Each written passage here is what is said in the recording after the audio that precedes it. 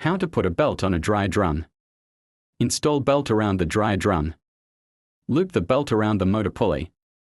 If applicable, thread it around the idler pulley.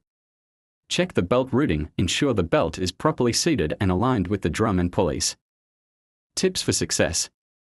Take pictures. Before disassembly, take pictures of the belt's routing to help with reassembly. Ensure the belt is installed with the correct side facing the drum, usually the grooved side.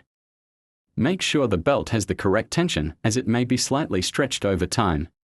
If you're unsure about any step, consult your dryer's manual or search for a video tutorial specific to your dryer model.